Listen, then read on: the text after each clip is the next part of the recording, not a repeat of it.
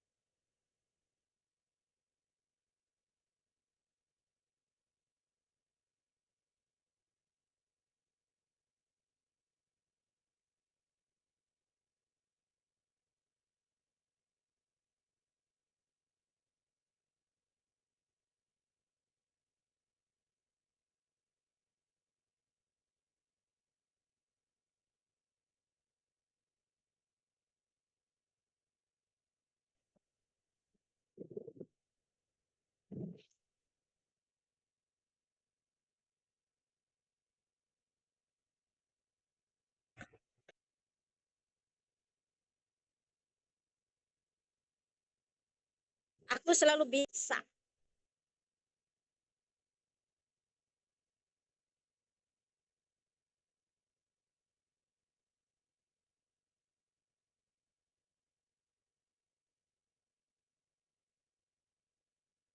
Pokoknya abang mau dipanggil.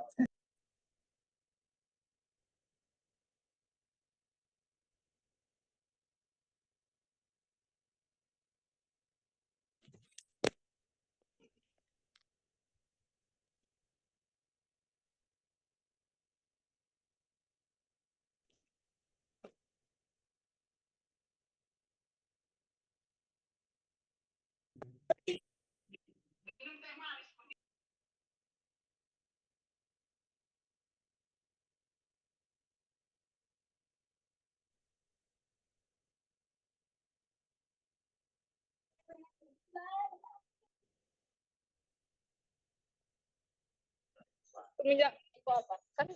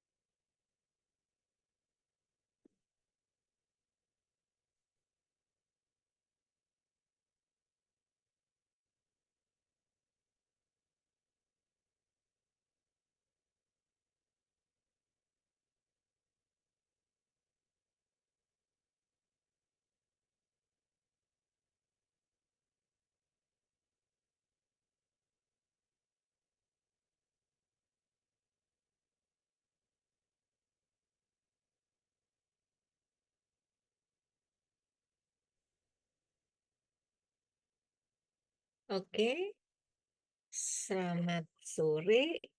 Hari ini persis jam 17.10 ya. Kita bisa mulai untuk kuliah pada sore hari ini. Ya, apakah suara saya bisa didengar dengan baik? Halo? bisa dok. Ya, kalau bisa kita akan mulai. Ya, sebentar saya mau record. Sorry. Recording in progress. Oke. Jadi topik hari ini adalah penyakit-penyakit yang penting bagi kalian sebagai seorang dokter hewan ya. Ada 3 penyakit yang penting yaitu chlamydiosis, mycoplasmosis, dan Q fever. Ya, nah, kenapa ini penting ya? Jadi kalau chlamydiosis ini secara umum ya, nanti bahannya akan saya berikan kepada kalian. Kalian bisa membaca lebih detail. Saya hanya memberikan guideline saja agar kalian bisa belajar lebih baik ya. Jadi chlamydiosis ini sebenarnya adalah penyakit yang bersifat zoonosis ya, yang menyerang bangsa burung psittacis atau burung ini adalah bangsa burung parrot. Tahu parrot? Parrot itu burung kakak tua ya. Jadi banyak sekali bangsa-bangsa burung kakak tua ini yang kemungkinan besar bisa menderita chlamydiosis. Nah, kejadian ini pernah terjadi berapa puluh tahun yang lalu ya di Indonesia. Ini termasuk penyakit yang new emerging ya. Jadi penyakit yang baru masuk sebenarnya karena dari dulu tidak ada data tentang chlamydiosis ini di Indonesia. Dan kalian semua saat ini banyak sekali penggemar pet animal, di antaranya adalah burung-burung bangsa kakak tua ya, kakak tua atau parrot itu yang harganya luar biasa mahal dan itu menjadi suatu apa namanya itu icon ya, menjadi suatu icon yang membanggakan pemiliknya. Karena apa? Karena biasanya burung kakak tua, jenis-jenis kakak tua itu banyak ya, banyak macamnya. Itu cerdas dia, bisa menirukan uh, manusia ya, bicara, bahkan bisa menyanyi dan mengerti apa yang uh, diomongin manusia, sehingga dia memang salah satu burung yang dianggap cerdas ya. Oleh karena itu pemilik-pemiliknya biasanya punya klub ya kan. Klub itu biasanya nanti ada semacam acara ya yang masing-masing membawa burungnya itu untuk bukan diadu ya, untuk dipamerin lah ya begitu, karena harganya tuh mahal-mahal ya, ratusan juta. Dan ini merupakan eh, customer yang menjanjikan bagi dokter hewan. Nah, chlamydiosis ini sangat penting. Kenapa? Karena itu tadi bisa menyebabkan suatu penyakit ya, penyakit namanya chlamydiosis yang disebabkan oleh bakteri chlamydia ya. Chlamydia psittacea ya, ini menyerang bangsa itu tadi burung kakak tua ya. Burung kakak tua itu macam-macam, banyak sekali macamnya ya. Nah, yang cukup penting karena chlamydiosis ini bersifat zoonosis ya. Nah, saya kembali beberapa puluh tahun yang lalu itu sudah terdeteksi dari kebun binatang di Ragunan. Ada yang dari Jakarta pasti tahu ya Ragunan ya. Ada di departemen birds ya. Itu dokternya, dokter hewannya ya dan eh, kiper itu tiba-tiba dia sakit batuk-batuk ya, nggak sembuh-sembuh ya. Terus bingung kan, ini kenapa ya kok begini, kok nggak sembuh ya. Saat masuk sana dia sakit gitu ya. Kemudian diperiksa lah. Waktu itu saya kebetulan ada di Bogor ya. Dan ternyata positif terkena infeksi chlamydiosis. Dari mana? Ya dari itu tadi burung sebangsa parrot atau burung bangsa kakak tua. Nah, bagi burung-burung yang pernah terserang, gejalanya ini seperti flu sebenarnya ya. Itu merupakan vektor pembawa penyakit yang akan berjalan hampir seumur hidup ya. Tolong di mute ya. Kalau mau acara yang lain, silahkan. Saya tidak memaksa kalian untuk ikut kuliah saya, karena kalian tuh kuliah kan membayar ya. Dengan sukarela membayar untuk bisa kuliah. Jadi kalau menganggap nggak penting ya silahkan aja, nggak usah. Tapi jangan jadi pengganggu. Ya, seperti itu. Nah, karena itulah menjadi penting. Karena kalau dokternya terkena, nah ini kan cukup serius kan? Setiap orang bisa terkena dan akibatnya apa? Akibatnya ini bersifat kronis ya. Batuk-batuk, nah kemudian sembuh, kemudian kondisi turun lagi kembali seperti flu ya, yang ternyata dengan obat flu dia nggak sembuh ya. Seperti itu. Nah, yang kedua adalah mycoplasmosis. Apa itu mycoplasmosis? Mycoplasmosis itu adalah penyakit yang disebabkan oleh bakteri yang disebut mycoplasma. Nah, secara umum mycoplasmosis ini dulu sekali ya, mycoplasma ini kebingungan di mana dia tempatnya gitu ya. Kalau bakteri kekecilan tuh nggak mau ya. Bukan golongan bakteri karena ukurannya kecil banget. Nah, terus dikelompokkan di virologi, virus nggak mau kegedean gitu ya. Dan dia memiliki inti sel gitu ya. Ah, nggak mau. Nah, masa dia nggak punya golongan kan gitu ya. Nah, setelah dipelajari lebih lanjut, maka oh ternyata dia lebih cocok di bakteri. Meskipun ya, kalian mesti ingat nih, meskipun Mycoplasma itu salah satu bakteri yang unik ya. Uniknya kenapa? Yaitu pertama bahwa ukurannya paling kecil di antara bakteri-bakteri yang ada. Nah, kemudian juga sudah ukurannya kecil, terus bentuknya kayak gimana kan gitu ya. Bentuknya adalah pleomorph. Pleomorph itu mengikuti kondisi sekitar. Jadi dia bisa berubah-ubah, pleomorphic ya. kalau dulu beberapa tahun yang lalu mungkin kalian belum lahir ya, ada film kartun ya, Casper Sky ya, Casper ya. Itu kayak apa? Film kayak hantu gitu ya.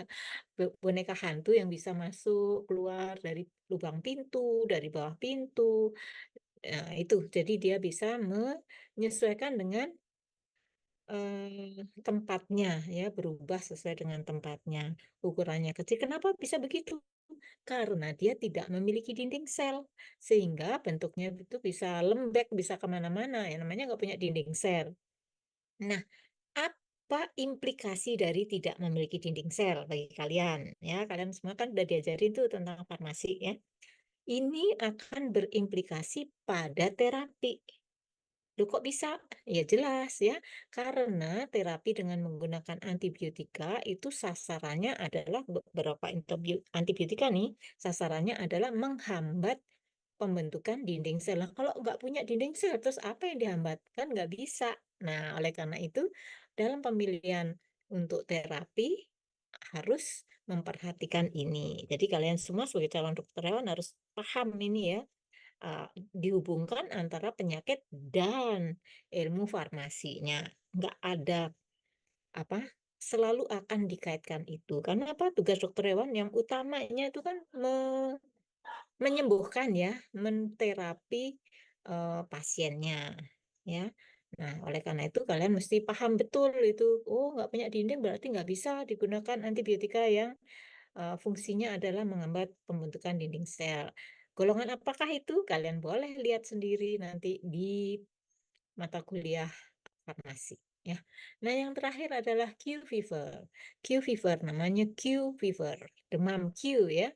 Ini juga termasuk new emerging disease karena masuk ke Indonesia itu baru sekitar 50 tahun yang lalu ya. Itu diketahui ada.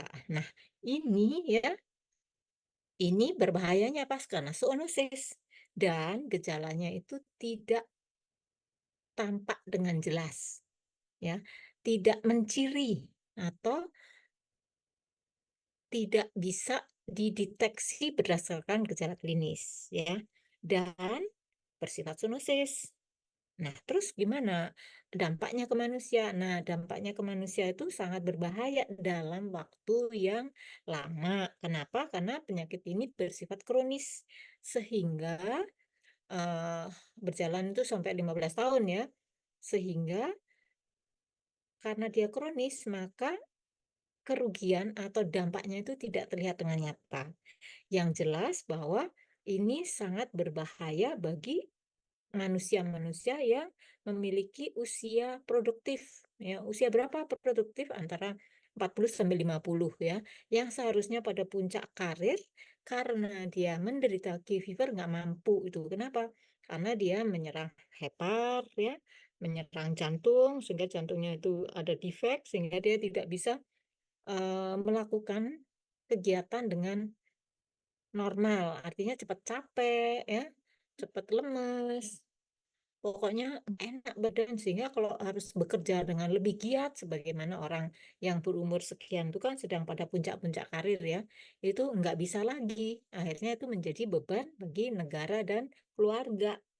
Nah, oleh karena itu yang paling menonjol ya Q fever ini merupakan salah satu bakteri yang dikelompokkan sebagai bakteri untuk perang ya atau bioterorisme mikrob ya. Jadi Q fever ini disebabkan oleh Coxiella burnetii. Bakteri Coxiella ini bisa digunakan untuk perang ini ya. Perang itu kan sekarang nggak hanya pakai senjata gede ya, tapi menggunakan virus, menggunakan bakteri ya. Seperti kalian mungkin dengar beberapa tahun yang lalu di bukan Buckingham ya, di Amerika ya, itu di istana di Amerika itu presidenan itu dapat kiriman surat pakai amplop. Ternyata di dalam amplopnya itu ada spora dari antraks ya. Jadi gempar itu bisa masuk. Kenapa? Ya, ya cukup fatal kan kalau orang terkena antraks. Nah, itu adalah bentuk-bentuk bioterorisme. Ya, sampai di sini paham ya? Ya, jadi saya mulai dengan key fever. Saya tidak akan banyak menjelaskan, nanti bahannya akan saya, bagikan ke kalian, kalian boleh membaca sendiri ya, seperti itu.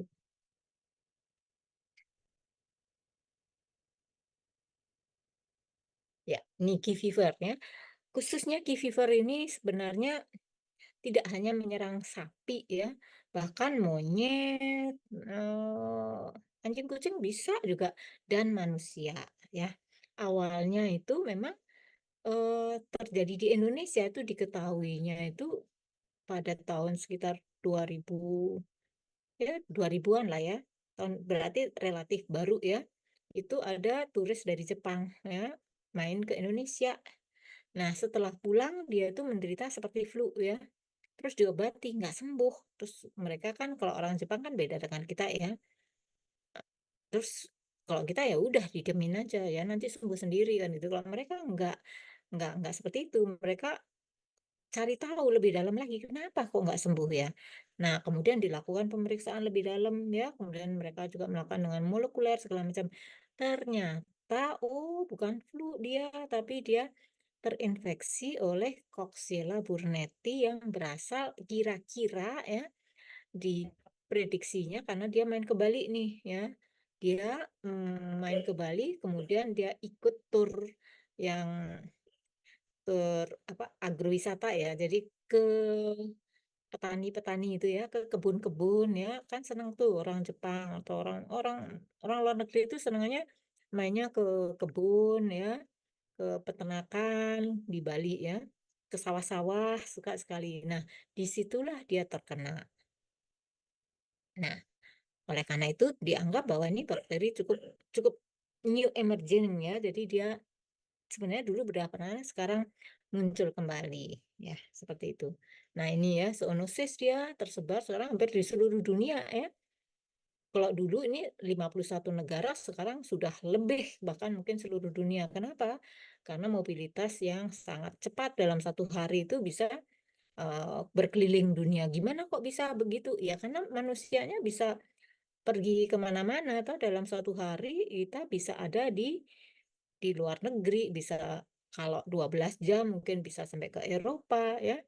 Kalau 14 jam sampai 20 mungkin ya bisa sampai ke Amerika. Sehingga kalau di di dalam badannya itu dia pernah terserang dan mengandung koksila, ya dia bisa menularkan ke orang lain ya. Nah, kemudian yang sangat penting adalah adanya vektor ya. Vektor itu bisa mamalia, burung dan artropod, dan ternyata juga bisa di apa? Vektornya salah satunya juga bat. Tahu bat? Kelelawar ya, kelelawar. Kelelawar itu merupakan salah satu, kelelawar ternyata banyak sekali dia menjadi vektor dari berbagai penyakit ya. Selain eh, bakteri ini juga dulu kan H5N1 ya. Flu burung juga ditenggarai atau dicurigai juga ditularkan melalui bat atau kelelawar ya. Nah, sejarahnya ini ya, kenapa disebut Q? Q itu dari Queensland, jadi asalnya dulu dari Queensland, Australia ya. Itu ada bukan semacam ya, di suatu rumah potong ya, rumah potong hewan ya, itu ada pemotongnya atau jagalnya itu, atau pegawai yang di RPH itu, beberapa ternyata menderita sakit, nggak masuk ya. Kenapa ini? Oh, kayaknya flu gitu ya. Tapi kok nggak sembuh-sembuh ya, dikasih obat flu nggak sembuh dia, lagi sakit. Nah, kemudian diperiksa ternyata benar, ternyata dia itu bukan oleh flu atau virus, tapi ternyata waktu itu diduga adalah rickettsia. Ya, rickettsia. Nah, karena dari Q itu dari Queensland ya, maka disebut sebagai demam Q atau demam Queensland ya. Pertama dikira itu adalah rickettsia, tapi setelah dilakukan dengan perkembangan teknologi ya, ada metodologi secara molekuler, maka oh bukan, jauh dia dari genetik tree-nya itu ternyata jauh, nggak bersaudara dia dengan rickettsia, tapi dia merupakan salah satu bagian dari Coxiella. Nah, karena yang menemukan, yang meneliti itu adalah namanya adalah Tuan Burnett, maka disebut sebagai Coxiella burnetii untuk menghargai atau menghormati penemunya. Nah, seperti itu ya. Nah, ini ya dari data tahun masuk ke Indonesia relatif baru ya, 1955, kemudian eh, di Jepang itu bahkan sudah ditemukan di hewan-hewan wild animal ya, di hutan-hutan di Jepang ya. Nah, kemudian juga Indonesia itu kan mengimpor dari berbagai negara tuh ya, mulai dari daging sapi ya, daging ayam pun ada ya dulu, sekarang sudah mulai nggak ada ya, berkurang ya, tapi sapi masih, kerbau masih ya. Nah, ini juga ditenggarai menjadi penular ya. Nah, saat ini ya Q fever sudah masuk ke dalam undang-undang penyakit menular pada hewan ya, karena dia bisa ditularkan melalui sapi dan melalui susu. Jadi bukan serbuk susu bubuk, bukan, tapi susu yang segar ya.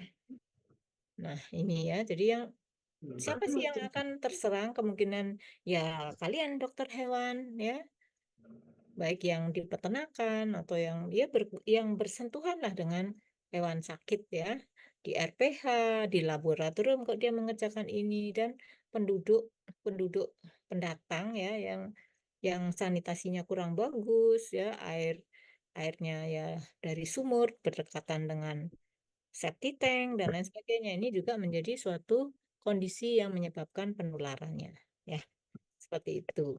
Nah, ini ya. Gimana caranya nular? Dari makanan pasti ya. Secara dari udara ya, dari udara pasti ya. Kemudian transfusi darah, kemudian pada perlukaan dan caplak. Kalian udah tahu semua caplak ya. Caplak itu kutu ya, sebahasa kutu ya. Nah, ini seperti ini. Nah, kemudian gejalanya. Nah, ini yang sangat unik ya. Gejalanya itu tidak spesifik. Tetapi kalau di hewan mungkin nggak terlalu banyak di ini kan ya, tidak begitu penting sekali karena hewan itu kan umurnya nggak panjang tuh. Misalnya sapi, sapi itu umur 5 tahun mungkin udah kalau dia untuk sapi pedaging kan udah disembelih, jadi nggak, perjalanan penyakitnya tidak terlalu banyak diikuti. Tapi kok di manusia ya, ini sangat berbahaya. Kenapa? Gejalanya nggak khas ya, hanya seperti influenza, nggak enak badan, terus demam ya, sakit kepala, agak sesak nafas. Nah, tapi ini berulang ya. Angka kesakitan atau morbiditas itu hampir 50% pada manusia aja. Sehingga key fever ini sebenarnya lebih penting ke kesehatan manusia. Tetapi karena kita dokter hewan yang harus bisa mengendalikan penyakit-penyakit pada hewan, itu kan tugasnya itu. Maka bagaimana agar key fever ini tidak menular ke manusia?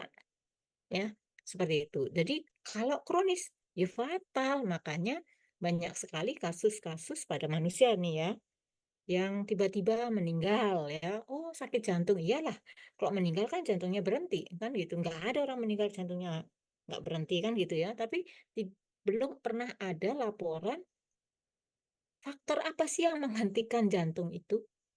Apa penyebabnya, kan nggak. Cuman udah tahu ya udah itu aja, gagal jantung.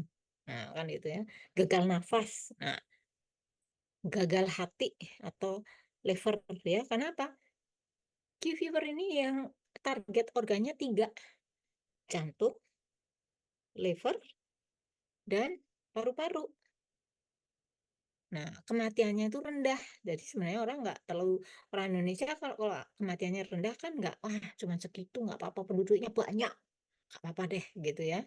Tapi karena morbiditas, angka kesakitannya itu tinggi dan menyebabkan orang-orang yang produktif itu menjadi tidak bisa produktif, artinya tidak bisa berkontribusi terhadap pembangunan, mencari uang, dan lain sebagainya dengan normal, otomatis itu akan menjadi beban negara, ya kan? Dan juga menjadi beban keluarga tentunya, yang seharusnya dia sudah menjadi direktur misalnya ya, naik pangkatnya, tapi karena dia menderita sakit, bolak-balik sakit, kondisinya nggak fit. Nah, kan nggak bisa. Nah, oleh karena itu sangat penting bagi manusia. Ya, seperti itu. Nah, gimana penyebarannya? Ya, penyebarannya seperti ini. Kalian bisa nanti membaca sendiri ya, dari ternak, kemudian dari seperti ini. Nggak usah saya jelasin ya. Nah, jangka panjang ini fatal karena ini tadi ya, kalau di paru-paru ternyata oh dia menyebabkan ke paru-paru itu ada flek-flek ya.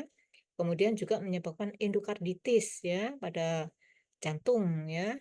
Kemudian kegagalan fungsi hati. Jadi tiga organ penting ini menjadi sasaran yang tidak bisa serta-merta meninggal. Enggak, perlu waktu. Nah, di dalam waktunya itulah yang menyebabkan turunnya produktivitas manusia. Dan itu yang merugikan. Oleh karena itu menjadi salah satu bakteri yang berpotensi digunakan sebagai sarana bioterorisme. Karena apa? Sulit dideteksi, ya. Sehingga kalau bisa dibiarkan kemudian disebarkan ya nggak kelihatan. Sekarang nggak kelihatan kecuali kalau seperti antraks itu kan kelihatan ya. Kalau sekarang disebar lagi sebentar nggak usah lah lama-lama dua hari pasti sudah ada korbannya dan gejalanya spesifik ya. Di manusia ada 3 tipe seperti itu ya kalian sudah pelajari ya. Kalau di fever tuh enggak ya kayaknya flu biasa sehingga orang tuh enggak aware gitu loh. Dikira enggak apa-apa lah biasa itu nanti kalau sudah kondisinya baik kan baik kembali ya. Nah, seperti itu. Sehingga ini menjadi masalah kesehatan masyarakat bagi seluruh dunia ya, terutama Indonesia. Tapi di Indonesia karena angka kematiannya yang kecil sampai sekarang tidak menjadi perhatian yang serius bagi pemerintah ya, seperti itu. Nah, ini adalah identifikasi. Kalian sudah belajar tentang identifikasi kemarin ya, semester lalu ya. Nah, tapi di sini tidak bisa dilakukan isolasi dan identifikasi dengan metode konvensional yang kalian sudah pelajari kemarin. Nggak bisa. Kenapa? Karena dia sangat sulit diisolasi. Ya, di kultur sangat sulit karena dia berada di dalam sel fagosit. Jadi dia termasuk bakteri yang intraseluler sehingga dia perlu identifikasi itu dengan molekuler ya, dengan PCR ya, dengan first dan nested PCR atau dengan uji serologis melalui indirect immunofluorescence. Nah, ini caranya saya nggak usah ini alat-alatnya ya. Ini kebetulan ini penelitian saya waktu saya membuat disertasi ya. Nah, ini ya alat-alatnya. Kita punya kan laminar flow kalian tahu. Nah, ini aja kalian mungkin nggak tahu ya. Ini adalah yang kanan atas, kiri atas ini adalah eh, semacam apa namanya itu sentrifuge ya. Ini juga sentrifuge yang berpendingin dengan kecepatan tinggi ya. Kemudian ini adalah alat untuk PCR-nya untuk mereplikasi gen, sekuen gennya di sini. Ya. Nah, hasilnya kalau melakukan dengan uji serologis seperti ini ya, pemeriksaan ada dengan melakukan imunofluoresen, itu akan terlihat adanya pendaran atau fluoresensi. Nah, ini untuk yang Q fever ya. Nah, ini yang di manusia ya. Ini kalau gambaran di manusia ya seperti ini. Kalau dia dilihat maka yang hijau-hijau ini menunjukkan bahwa itu adalah eh, adanya kumpulan dari bakteri Coxiella burnetii. Ya, seperti itu. Ini untuk yang Q fever ya. Nah, kemudian saya akan lanjut pada yang kalau ada yang mau bertanya silakan bertanya ya.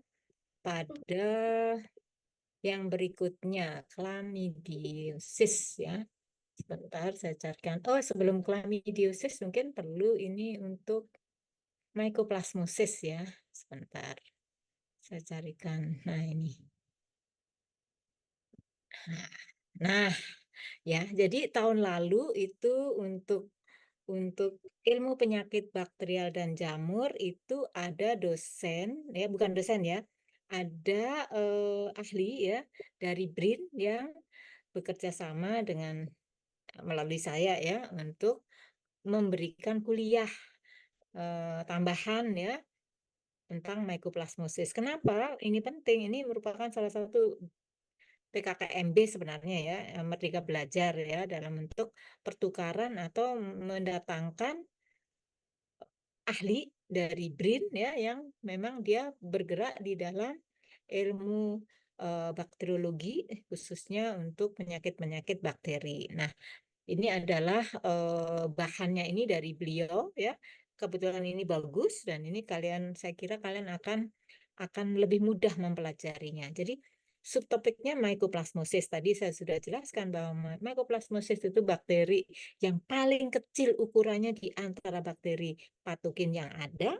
Kemudian ciri khasnya dia tidak memiliki dinding sel sehingga pemilihan antibiotika untuk terapinya harus sangat berhati-hati ya.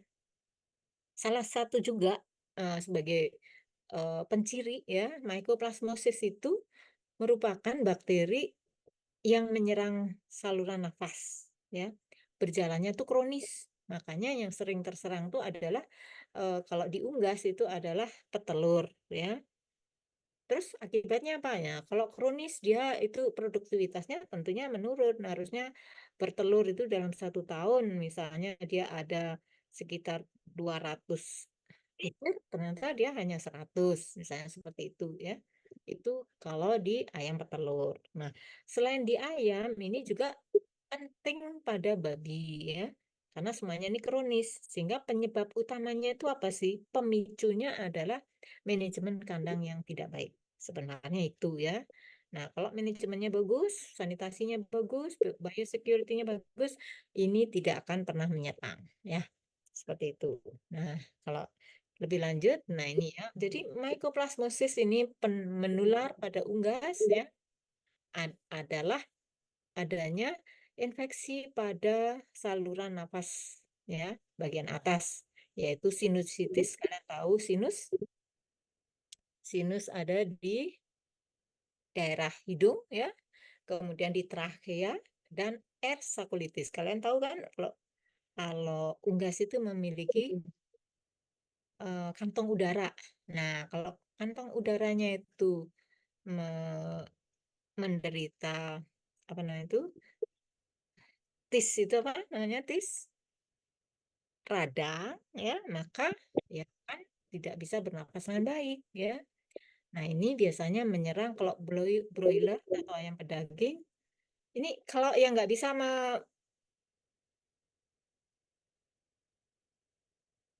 kalau mau kuliah silakan kuliah yang benar. Kalau nggak bisa nggak usah kuliah. Saya tidak terlalu kalian ya. Jadi jangan suaranya itu nggak enak didengar ya kayak gitu ya. Apakah masih kedengeran suara saya?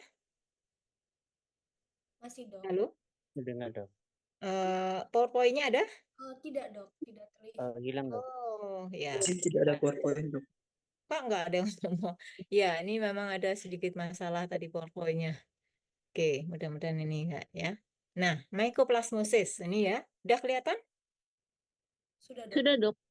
Ya, jadi mycoplasmosis tadi dari mycoplasma. Ya, mycoplasma harus ingat kalian nih. Mycoplasma itu bakteri dengan ukuran terkecil di antara semua bakteri yang ada ya, tetapi lebih besar dibandingkan virus. Dan ciri khasnya yang lain adalah tidak memiliki dinding sel sehingga dia bentuknya menjadi plemorf. Plemorf itu tidak beraturan mengikuti bentuk di sekelilingnya ya, di sekelilingnya seperti apa. Sehingga dia dengan sangat mudah itu bergerak kemana-mana, menyelinap kemana-mana ya. Kalau ada film dulu ada Casper ya, Casper itu adalah itu tadi semacam film hantu yang lucu-lucu itu loh ya. Nah, kembali ke sini ya. Kalau ayam pedaging ini biasanya pada yang sudah berumur 4 minggu sehingga ini sebenarnya 4 minggu itu sudah mulai membesar ya, sudah agak dewasa ya. Ini peka karena dia juga sudah mulai makannya lebih banyak, kemudian eh, lingkungannya menjadi juga karena lebih gede kan, jadi tempatnya menjadi lebih sempit sehingga terasa menjadi lebih panas dan lain sebagainya. Nah, kalau kandangnya tidak diperhitungkan maka menjadi krodit ya. Eh, ininya apa namanya itu? alasnya tidak diganti dengan periodik, ya, itu akan memicu timbulnya serangan mycoplasmosis, ya. Dan juga ini juga kalau terserang mycoplasmosis juga akan memicu atau memberi ruang bagi bakteri yang lain yang patogen untuk ikut menyerang sama-sama, ya, cari makan di sana, sehingga kalau lebih dari 2 agen infeksi masuk, otomatis penderitaannya menjadi lebih besar lagi, sehingga juga kerugian bagi peternaknya menjadi lebih besar. Meskipun dia tidak bersifat zoonosis, tetapi dia merugikan bagi peternak kalau tidak dikelola dengan baik. Ya, kalau pada ayam, ya, itu ada juga sebenarnya ada artritis dan salpingitis. Salpingitis sudah tahu apa salpingitis? Jadi itu khususnya pada ayam petelur, ya. Salpingitis itu pada di saluran sal di ovariumnya, ya, seperti itu. Ya. Nah, ini ya, ini sudah, ya, pleomorfik tidak memiliki dinding sel. Nah, sehingga kalau bentuknya menjadi seperti ini, ya, ada dinding, ini sebenarnya bukan dinding, ya, tapi merupakan lapisan lipoprotein membran yang sebenarnya tidak kuat, jadi dia itu sangat elastis, ya. Kemudian ada DNA, ya, ada ribosom, tidak terlihat adanya nukleolus, nggak kelihatan meskipun dia memiliki, ya. Nah, ini tadi seperti yang saya jelaskan, karena dia tidak memiliki dinding, maka tidak bisa diberikan antibiotika dari golongan penisilin atau beta-laktam, ya, yang targetnya adalah menghambat sintesis dinding sel. Oleh karena itu, ini sama sekali nggak perlu diberikan, ya, nggak akan mempan, dia nggak akan, karena nggak punya dinding, terus diserang dindingnya, terus apa dapatnya? Nggak ada, ya. Sehingga tidak perlu diberikan antibiotika ini, ada pilihan antibiotika yang lain. Nah, kalau dilihat dari ukurannya, ya, ini adalah gram negatif, ya, ungu, kalian sudah belajar mewarnai, ya. Ungu bentuknya itu pleomorf, bisa kadang berbentuk bulat, kadang kokobacillus, kadang agak panjang, ya, suka-suka dia lah, karena dindingnya nggak ada, ya. Non motil berarti dia nggak bisa bergerak, ya. Bergerak secara, karena nggak punya dinding kan, dia nggak punya silia, tapi bergeraknya itu secara statis karena aliran, ya, aliran darah, dia bergerak mengikuti aliran. Tapi kalau bergerak sendiri nggak bisa, ya, nggak bisa karena itu tadi nggak punya dinding, nggak ada silia, nggak ada apalagi flagela, nggak ada, ya. Nah, ini kemudian koloninya seperti ini kalau ditanam. Nah, untuk bisa menanam ini susah sekali. Nggak bisa kita menanam seperti yang kalian praktikumkan kemarin, dalam 24 jam sudah timbul begini, nggak bisa, ya. Sehingga memang ini kalau untuk untuk diagnosis itu tidak dengan cara isolasi dan identifikasi, ya. Nah, ini, ya. Ini mengaglutinasi, saya nggak usah gini, ya. Jadi faktor-faktor yang menyebabkan dia menjadi ganas, ya, tadi kan sudah dijelaskan bahwa memicu timbulnya infeksi sekunder. Jadi apa saja yang bisa, ya, itu adanya Escherichia coli, adanya Haemophilus, ya, adanya Pasteurella, adanya punjai, ya, atau jamur, ya, Aspergillus. Yang enggak infeksius berarti lingkungan, ya, ventilasinya buruk, kemudian litter, tahu litter? Kalau ayam pedaging itu kan litter itu alas alas dari kandang itu. Kalau pedaging kan di dialasinya pakai, kalau nggak pakai jerami, ya, di lantai biasa, ya, tapi harus dibersihkan. Nah, ini seringkali kalau nggak dibersihkan maka menimbulkan amonia yang tinggi. Dari mana amonia? Dari kotoran-kotoran itu, ya, dari kotoran atau tinja dari ayam itu akan dicerna oleh bakteri-bakteri yang apa namanya itu, proteolitik, ya, maka akan terjadi fermentasi. Akibatnya yang tadi polipeptida yang ada di dalam feses itu terurai menjadi amoniak. Nah, amoniak itu seperti apa? Yang baunya kayak, kalau kalian ini, ya, kayak bau di, kalau septic tank penuh. Nah, seperti itulah, ya. Itu adalah salah satunya ada amoniak. Nah, kalau sudah amoniak tinggi, maka hewannya menjadi stres, ya kan, terganggu, debunya banyak, ventilasinya buruk, panas, ya, akibatnya stres. Kalau stres, apa yang terjadi? Menjadi dia tanggap kebalnya atau respon imunnya menjadi rendah atau juga disebut sebagai imunosupresif, ya, seperti itu. Nah, sebenarnya mycoplasma itu banyak sekali, ya, spesiesnya, tapi yang penting adalah ini, ya, Gallisepticum, Synoviae, Meleagridis, Iowe, kemudian Anatis, ya. Masing-masing punya spesies target. Ya, kalau Gallisepticum itu bisa di ayam juga, ya, unggas itu ayam, ya, kalkun bisa, meskipun kalkun juga bisa. Yang spesifik adalah Meleagridis, ya. Kemudian Iowe, tapi Iowe itu agak jarang, ya. Yang paling sering terjadi adalah Mycoplasma gallisepticum. Nah, kalau di bebek itu adalah Mycoplasma anatis, ya. Nah, ini kalau dia di luar hospes apa yang terjadi? Nah, bakteri ini menjadi sangat fragil, ya. Cepat dia sebenarnya mati kalau di luar, ya. Nah, hospes yang peka, siapa sih inangnya? Burung bisa, ya, itu dia menjadi vektor sebenarnya, ya. Burung peliharaan, ya, rentan juga. Kemudian burung-burung gallinaceus, ya, ayam kalkun. Nah, inilah bangsa burung nih, ya, juga menginfeksi ayam dan kalkun sudah ada, ya. Lumayan cukup tinggi, ya, angka kesakitannya, ya, terutama pada umur muda, ya.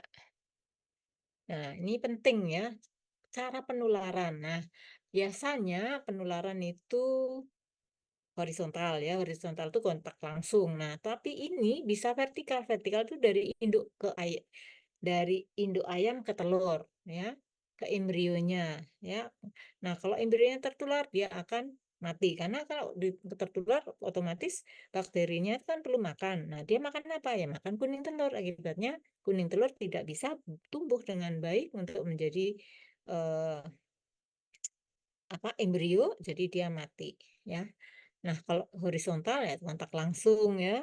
Bisa juga perantara atau vektor, ya. Melalui juga bisa kalau melakukan dari IB, tapi ini jarang, ya.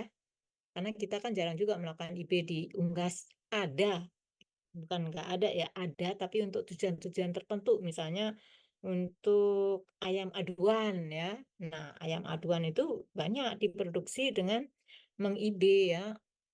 Tujuannya adalah untuk mendapatkan ayam-ayam aduan yang memiliki performance bagus. Jadi dari ayam, misalnya ayam aduan dari Bangkok misalnya, ya, yang jantan itu, ya, kalau dia ini diambil spermanya kemudian diinseminasikan ke ayam kampung misalnya, sehingga nanti kalau telurnya itu ditetaskan, harapannya dia menjadi ayam-ayam yang aduan yang tangguh. Nah, ini bisa tertular dari proses IB-nya kalau dia tidak dilakukan dengan steril, ya. Itu sih sebenarnya. Nah, kemudian nih, ya, sama Gallisepticum nih pada ayam, ya, biasanya juga merupakan kelompok yang disebut sebagai CRD atau Chronic Respiratory Disease, ya, of chicken. Jadi kenapa menjadi CRD? CRD itu penyebabnya tidak hanya mycoplasma, ya. Ada hemophilus bisa, ya. Kemudian bisa juga tadi chlamydiosis juga bisa, ya, tapi itu kecil, ya. Jadi yang sering menyebabkan ya mycoplasma, hemophilus, bisa juga Pseudomonas, ya. Nah, oleh karena dia bersifat kronis, dia dikelompokkan menjadi penyebab chronic respiratory disease, ya, pada unggas, ya. Kalau di Turkey atau Turkey itu kalkun, ya, itu menyebabkan sinusitis atau disebut infectious sinusitis. Sama ya, ini seperti ini gejalanya, ini hanya ini menjadi bengkak kan, watery eye, matanya itu menjadi berair ya. Kemudian ada nasal discharge, ini kalau pada ayam ya. Ada intraorbital sinus, ini adalah pembengkakan pada intraorbital sinus, intraorbital di sini ya. Nah ini kalau di kalkun menjadi gini, menjadi parah kan seperti ini ya. Nah, kalau kalian melihat begini, kalian mesti sudah mencurigai, oh kemungkinan ini kena mycoplasmosis. Kalau dia berjalannya itu lama ya, seperti ini. Ya, yang kemudian berikutnya, nah gejala klinis sudah ya, ada pernafasan segala macam, pasti ada pernafasan. Kalau dia nggak bisa nafas dengan baik, sibuk mengatur nafas, enak enggak dia makan? Enggak. Akhirnya kalau enggak enak makan, apa yang terjadi?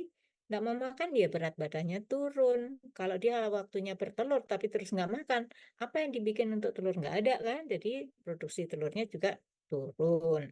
Oleh karena itu morbiditasnya itu tinggi, atau angka kesakitan, morbiditas itu angka kesakitan tinggi ya. Sedangkan mortalitas itu tidak terlalu tinggi ya. Yang jelas adalah penurunan produksi telur dan daya tas telur. Nah, kalkun seperti ini ya, nanti dibaca sendiri ya, sinusitis ada di sini ya. Ini kelihatan nih bengkak ya, sinus intraorbitalisnya bengkak, matanya menjadi kayak ngantuk ya. Nah, ini bisa karena di kepala dia bisa memicu timbulnya ensefalitis dan seterusnya ya. Nah, ini gambarnya seperti ini ya. Nah, ini ada pembengkakan intraorbital. Nah, ini ada watery eye ya, matanya itu kayak nangis ya. Ini juga ya, seperti ini.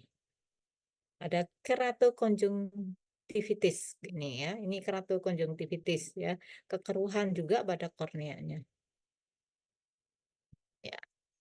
Nah, pada kasus CRD, chronic respiratory disease ya, ini yang komplikasi dengan tadi yang MG itu Mycoplasma gallisepticum, ini akan menyebabkan juga adanya perikarditis ya. Jadi di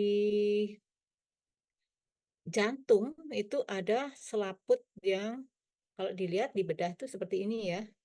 Ada selaput ini putih ini ya, fibrinous purulum ini. Ini harusnya nggak ada ini ya. Nah, seperti ini nggak ada. Nah, karena dia menderita CRD dengan komplikasi mycoplasmosis, maka dia akan jadi seperti ini. Nah, kemudian menyebar dia ke peritonitis, ke peritoneal. Tahu kan tempat peritoneal? Dan salpingitis ini pada saluran ovariumnya ya. Kemudian karena ini di saluran nafas, nah paru-parunya tersumbat, akibatnya ya pneumonia, nggak bisa nafas. Kalau nggak bisa nafas ya, ya bayangkan aja, kalau nggak bisa nafas ya susah, makan juga nggak enak, tidur nggak enak, akhirnya ya kurus, produksinya menurun. Ini adalah bentuk-bentuk dari ersakulitis ya. Ini ada di apa? Ersakulitis itu adalah rongga udaranya ini ada busa ya, ada bintik-bintik busa ya. Kemudian ini ada eksudat yang berwarna putih ya. Ini juga adanya busa ya, gelembung-gelembung gitu ya, dan ada lapisan-lapisan yang berwarna putih. Itu yang disebut sebagai ersakulitis tadi ya. Nah, ini lebih jelas lagi adanya fibrinous perikarditis. Jadi ini adalah jantung, ada fibrin nih, fibrin ya, meliputi ini. Jadi ada lapisan yang menyeliputi dari jantung disebut sebagai fibrinous perikarditis ya. Seperti itu. Kemudian diferensial diagnosis. Diferensial diagnosis adalah penyakit-penyakit yang memiliki gejala klinis mirip. ya. Oleh karena itu disebut diferensial diagnosis. Ini menjadi hal yang sangat penting bagi calon dokter hewan untuk mengetahuinya. Agar apa? Agar kalian bisa memilah penyebabnya itu apa. Ya, jadi di sini disebutkan yang mirip penyakit dengan gejala klinis yang mirip itu adalah ND, virus ya. Infectious bronchitis juga virus ya. Avian influenza virus. Infectious coryza ini bisa bakteri ya. Fall cholera bakteri, ada chlamydiosis, ada aspergillosis. Aspergillosis itu penyebabnya adalah Aspergillus itu adalah bangsa jamur. Nah, kalau sudah tahu, oh ini berarti apa perbedaan, apa kesamaannya, ya.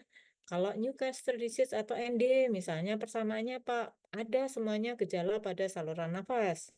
Nah, tapi dilihat angka kematiannya berapa, tinggi sekali kalau virus kan gitu ya. Kalau ini kecil, paling 20% ya, terus berjalan kronis. Kalau Newcastle disease itu adalah penyakit yang akut atau subakut. Jadi kalau virus itu kan cepat sekali nih, ya, avian influenza. Nah, ini juga gitu akut, fall cholera ini bisa kronis ya, chlamydiosis bisa kronis, aspergillosis ini juga bisa kronis, tapi ada perbedaan. Nah, kalian mesti mempelajarinya, membandingkan dengan penyakit ini apa kesamaannya, apa ke perbedaannya ya. Ini PR kalian ya, nanti akan keluar di ujian nih. Diferensial diagnosis dari mycoplasmosis, penjelasan dari masing-masing itu. Nah, kemudian ada mycoplasma yang menyebabkan sinovitis atau radang pada rongga sinovial ya, yang disebut sebagai Mycoplasma synoviae. Penyebabnya adalah Mycoplasma synoviae. Ini menyerang apa kan gitu ya. Nah, ini ya. Sebenarnya kita tidak jauh-jauh nih juga pada ayam sebenarnya ya. Sehingga sebenarnya mycoplasmosis itu bisa bersifat sistemik dimanapun, tapi yang sangat menonjol adalah pada alat respirasi ya. Nanti kalian bisa baca sendiri ini ya, gejala klinis sama ya. Ada kalau namanya sinovial berarti ada pembengkakan ya, seperti itu dan seterusnya. Kalau di tandanya seperti ini ya, bengkak tuh kakinya tuh. Ini lihat kan seperti ini ya. Bengkak ya, ini juga ada bengkak nih ya. Ini ya, ini ya. Ini kenapa begini? Artritis radang sendi ya. Kalau di orang tua ya, mungkin ada di antara kalian yang ibu, biasanya ibu-ibu ya, itu di apa? Dekul itu apa ya? di dengkul ya, di dengkulnya seringkali ini. Jadi biasanya ini bengkak ya. Kalau kalian punya nenek juga biasanya itu orang-orang tua itu menderita ini ya. Seperti itu. Tapi bukan karena mycoplasmosis, saya hanya menyebutkan itu adalah adanya radang sendi ya. Nah, diferensial diagnosis dari Mycoplasma synoviae adalah infeksi dari Staphylococcus aureus, Escherichia coli, Fall cholera, Salmonella, viral, Tenosinovitis. Ya, itu adalah virus ya yang menyebabkan adanya radang pada sinovial ya. Nah, kalau Salmonella dan Fall cholera karena ini kan bersifat itu sebenarnya kalau Fall cholera itu lebih bersifat akut ya. Itu biasanya gejalanya cepat sekali terlihat dan eh, angka kematiannya juga lumayan ya. Seperti itu. Nah, Meliagridis sama sih tadi ya, Meliagridis ini pada kalkun nggak spesifik, sebenarnya sama semua ya, mirip ya. Tidak, nah ini kan nggak spesifik ya, ada penurunan, semua menurunkan daya tetas ya. Kemudian ini ya, nah ini yang penting ya, postmortem lesion of Mycoplasma meleagridis ya. Jadi kalau kalian nanti kan mempelajari tentang patologi ya, patologi itu perubahan yang terjadi pada saat kalian melakukan pembedahan. Nah, ini adalah kondisi ya, kondisi dari penderita mycoplasmosis, ada perdarahan ya. Kemudian ada air sekulitis tadi yang gambar yang tadi ya. Kemudian deformitas kerangka, ini ada deformitas perubahan bentuk kerangka ya. Kemudian ada sinovitis ya. Kemudian ada tadi sudah ada gambarnya ya, ada radang pada selaput lendir. Nah, diagnosisnya kayak gimana? Nah, ini penting bagi dokter hewan ya. Untuk isolasi dan identifikasi ini agak susah ya. Kita nggak bisa karena medianya itu sangat spesifik. Kemudian juga meskipun bisa sih, tapi kita nggak punya ya.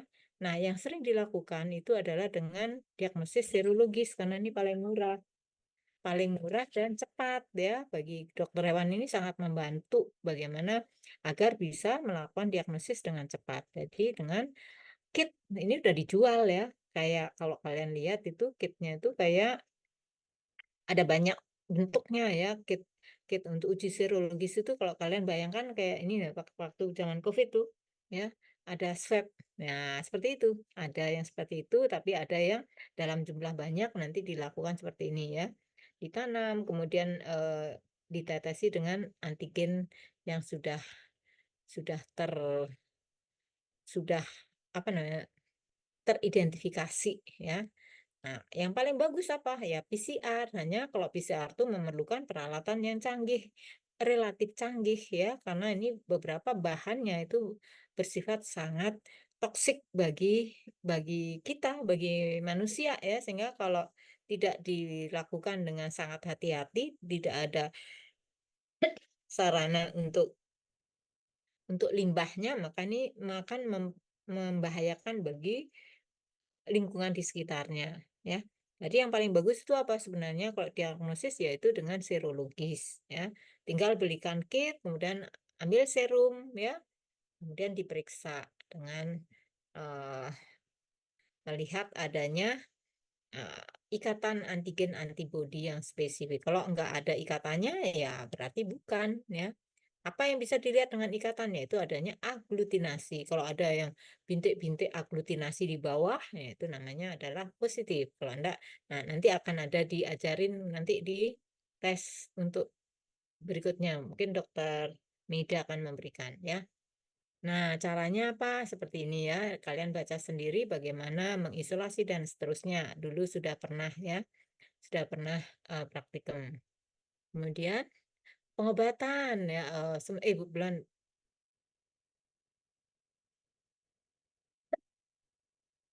Jadi sebenarnya pertumbuhan ini begini ya, pada media agar untuk menghambat pertumbuhan bakteri yang punya dinding ya. Tadi kan sudah dijelaskan bahwa Mycoplasma nggak punya dinding, jadi nggak boleh diberikan penisilin. Tapi penisilin ini akan membantu untuk menghambat kontaminan ya. Kontaminan itu bakteri lain yang tidak dikehendaki. Kenapa? Kalau kontaminannya banyak, si Mycoplasma kan nggak dapat makanan tuh, ya toh? Akhirnya mati. Oleh karena itu perlu ada ditambahkan di dalam medianya itu adalah penisilin atau yang sejenis lah ya. Nah, memang ada banyak perlu tambahkan serum. Serum ini untuk meningkatkan pertumbuhan dan lain sebagainya ya. Ada polimixin, tapi kita nggak lakukan ini ya. Ini adalah skala di laboratorium penyidikan ya. Kalau kalian mungkin nggak perlu ini ya. Nah, ini di kultur juga ya kalian hanya sekedar tahu ya. Interpretasi. Nah, ini saya akan langsung ke sini ya. Serum plate. Nah, ini bentuk tadi yang saya jelaskan. Ini adalah aglutinasi, ini adalah yang negatif. Berarti yang ada aglutinasinya itu positif, yang tidak ada negatif. Nah, ini bisa dilakukan dengan menggunakan tadi ya, beli kitnya, kemudian kalian mengambil serum. Jadi harus pintar tuh ambil darah untuk bisa mendapatkan serum. Ya, seperti itu. Pencegahnya kayak gimana? Kan gitu ya. Nah, kalau ini positif, diobatin ya. Kalau misalnya tempatnya juga harus dibersihkan ya. Jadi yang negatif diapain? Ya dipisahkan dari yang sakit ya. Kemudian disinfeksi juga ya, kandang barunya disemprot, dia diberikan vitamin, biosecurity dan vaksinasi tentunya ya. Itu adalah langkah-langkah yang harus dilakukan ya. Ini sama juga ya, penularan bisa melalui tadi meskipun kontak langsung tapi juga dari tadi IB ya. Tadi ya. Ini ya pengendaliannya kayak gimana? Nah, kalian mesti paham bagaimana menerapkan biosecurity ya. Kandangnya harus bersih, dibersihkan secara berkala ya. Pemberian pakan yang layak ya, layak tuh kayak gimana? Jadi pakan itu nggak boleh yang sudah kedaluarsa misalnya ya, atau cari murahnya aja ya, salah-salahan ya, padahal barang yang murah itu kemungkinan dia juga sudah tercemar karena tidak diperlakukan dengan baik ya. Kemudian kualitas air, liter itu adalah alas ya, air cuman ayam aja kok, cuman babi aja kok, udah pakai air sungai aja. Nah ini nggak boleh sebenarnya. Kenapa? Air sungai itu banyak sekali cemarannya kan, dari aliran sungai itu sungai dipakai macam-macam kan. Ada yang beol di sungai, ada yang buang bangkai di sungai, jadi tidak layak untuk air minum karena dia akan menyebarkan penyakit. Ya, toh, sehingga perlu air minimal itu air pam, tapi kalau bisa dia direbus ya lebih bagus ya. Jadi all in, all out system. Jadi tidak bisa dilakukan separuh-separuh. Jadi semua harus all in out, all in artinya masuk. Kalau memasukkan sesuatu harus kandangnya betul-betul dalam kondisi sudah sangat bersih dan steril ya. Pada saat dia keluarkan semua, nggak bisa misalnya oh masih ada 10 tambahkan lagi yang baru, nggak boleh ya. Jadi harus melaksanakan all in all out system. Jadi memasukkan yang baru, mengeluarkan yang lama secara keseluruhan setelah dia dilakukan suatu biosecurity tentunya di kandangnya ya. Sanitasi hatchery ya, faktor predisposisi stres ya, panas ya. Makanya kalau di telet ya itu di farm unggas ya, ayam itu pakai AC ya. Karena apa? Ya dia kan aset ya toh. Kalau dia stres, produksinya turun ya. Kayak kita lah, kalau kita panas kayak gini terus kita nggak pakai kipas angin atau AC kan kita stres ya toh. Nah kalau stres nggak bisa belajar, akhirnya sakit, makan nggak enak kan, begitu sama juga ayam juga gitu ya. Nah ini juga imunosupresi akibatnya. Pengobatan, nah ini kalian mesti pelajari ini ya, tetrasiklin, macrolide, ini obatnya. Kalian mesti paham ini, nggak ada satupun preparat penisilin di sini ya. Jadi yang boleh diberikan adalah tetrasiklin, macrolide, aminoglycoside, fluoromutilin, tiamulin, ini biasanya untuk ayam dan babi. Nah,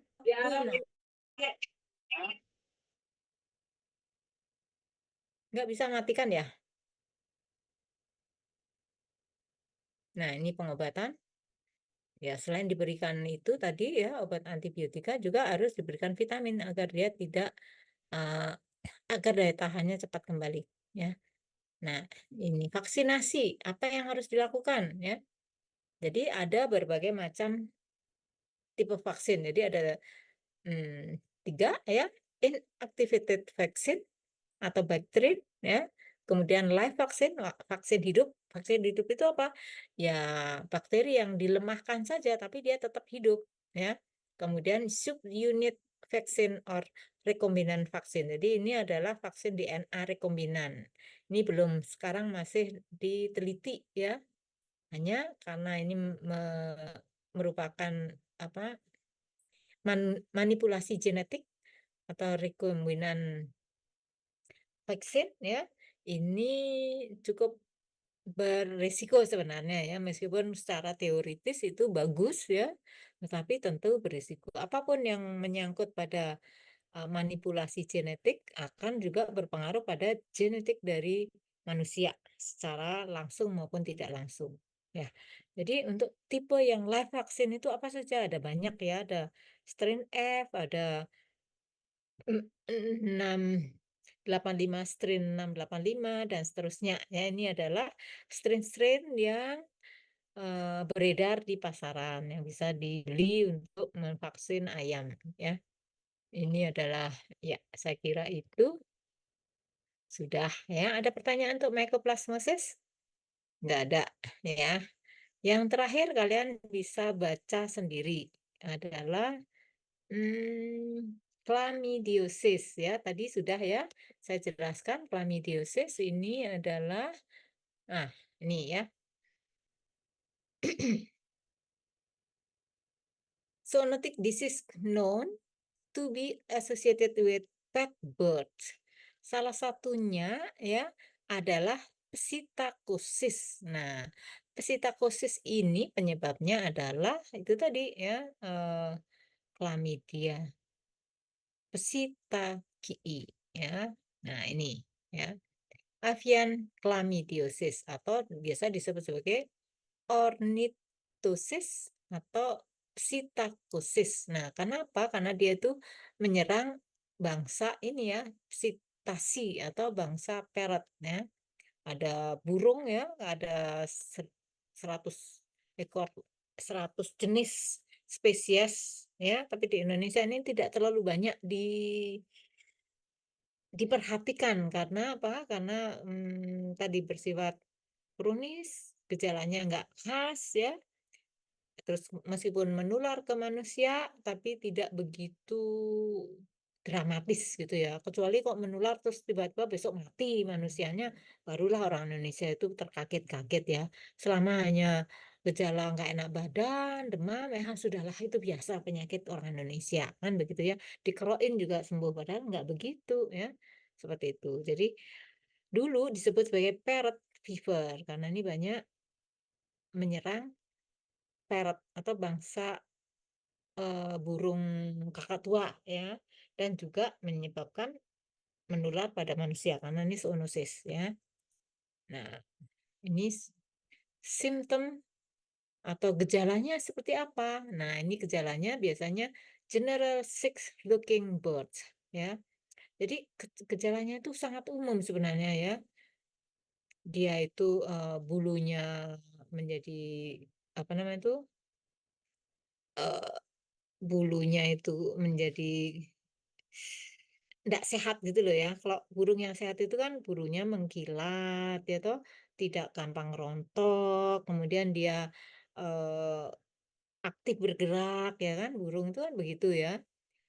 Makannya juga banyak ya. Nah, kalau sudah ada bulunya itu rontok, kemudian kusam ya, terus nguyuk, nguyuk itu apa ya? Nguyuk itu kayaknya ngantuk aja ya. Dan ada discharge, discharge itu ingus ya, dan ada air apa namanya itu matanya itu ada water air, jadi seperti berair matanya ya. Kemudian kadangkala ada diare yang berwarna kehijauan ya, karena ini adanya asam urat ya. Jadi unggas itu memiliki siklus biokimia khusus ya yang bisa mengurai asam urat. Nah, kalian masih ingat di biokimia itu ada, saya nggak akan menyentuh itu ya. Itu bedanya dengan manusia, manusia nggak bisa.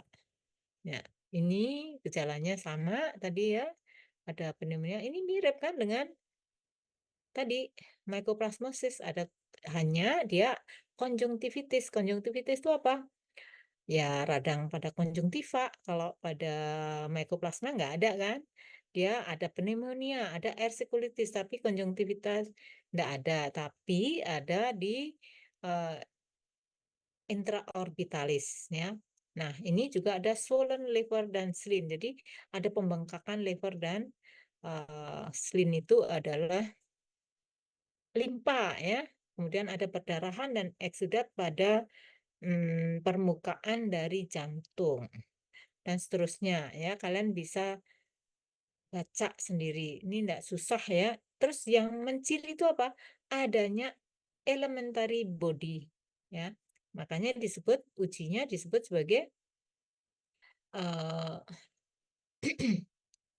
elementary body agglutination test, karena yang dilihat itu adalah bentuk daripada adanya elementary body. Ini spesifik pada psitakusis, ya, berbeda dengan yang tadi. Ya, ini nggak usah inhalasi, penularannya seperti apa ya, melalui pernapasan dan lain sebagainya. Kalian bisa baca sendiri.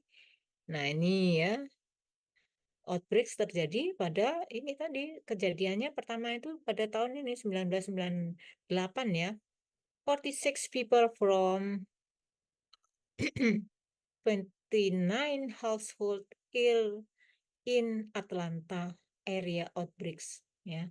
Ini terjadi di Florida, ya. Terjadi suatu outbreaks dengan gejala seperti itu. Ternyata diketahui bahwa ternyata dia itu karena adanya proses apa namanya itu di peternakan tuh ya, yang memproses